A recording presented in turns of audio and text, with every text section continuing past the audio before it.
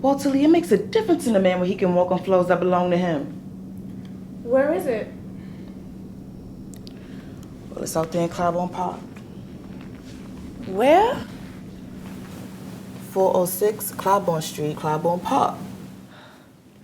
Claiborne Park? Mama, there ain't no colored people living in Claiborne Park. Well, I guess it's gonna be some now. This is Rosedale, a community of 6,000 families in the far southeastern pocket of the borough of Queens.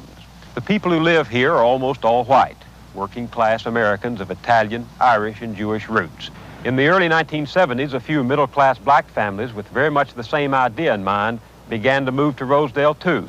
The whites saw their coming as a threat, the forerunner of more blacks bringing crime, blight, and poor services they had witnessed in other neighborhoods in the city. When we moved in the neighborhood, we were the third blacks that came into that neighborhood. And the neighbors came to us while we was moving in to say, oh, we welcome you in the neighborhood, we're glad to have you, and we will not move. Within a year, that neighborhood turned to 100% black. We moved in that October, and by the time the spring, and the entire neighborhood was white. By the time we woke up spring, the whole neighborhood was black. It was like a mass exodus out of the neighborhood. If they start coming in, the black families, the white people will run, and we don't want that to happen. That's all we're asking for. We want to keep the neighborhood the way it is. Because they'll come first, and then maybe a couple of people will panic in the neighborhood. This is what happens, we'll be truthful. A couple of whites will panic, and they'll sell, and if they can't sell right away, it's in a real estate a year or so, maybe they'll sell it to the real estate. If a white family puts their house on the market for sale, they may not be selling for that reason, but then he only brings black potential buyers to that person. So then she or he knows that, oh, the neighborhood's changing, they're only bringing black people. Then they tell their next door neighbor, and then they tell their next door neighbor, and before you know it, the whole block is up for sale. The fear of blockbusting can make a rumor come true.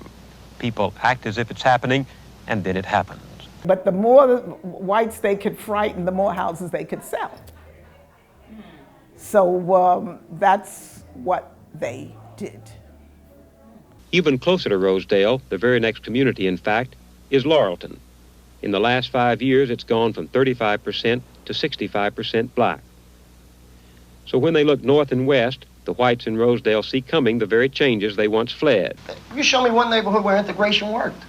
I don't think there's a neighborhood where integration ever worked, where it didn't go totally black.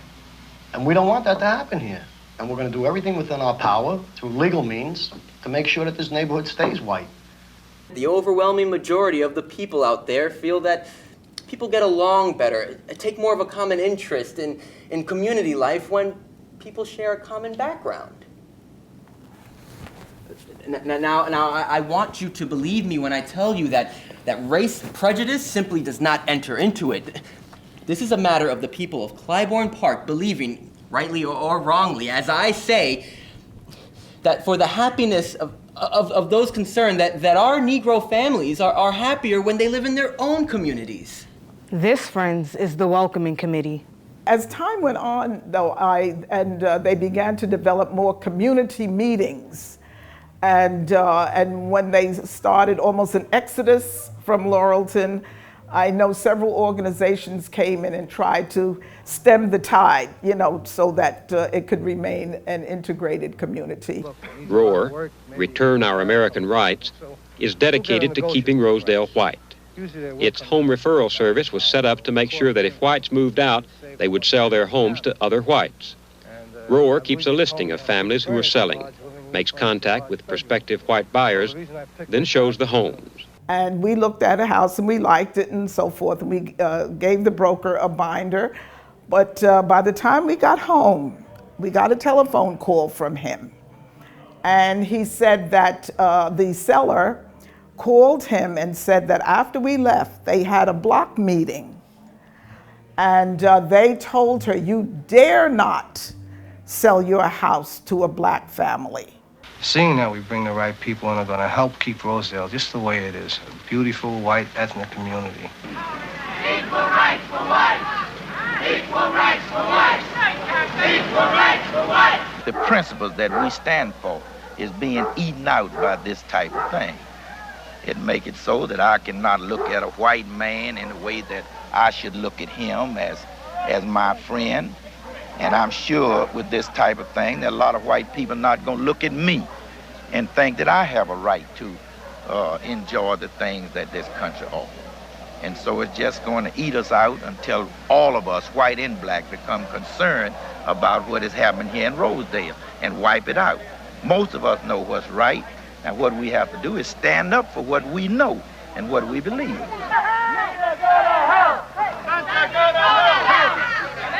Adults create most of the problems because kids, they just play with whoever's there. You know, you're my girlfriend, you know, you're my boyfriend, and it didn't really make a difference until the adults made it make a difference. Where some of them, the white kids could not have black kids over to play, over to the house.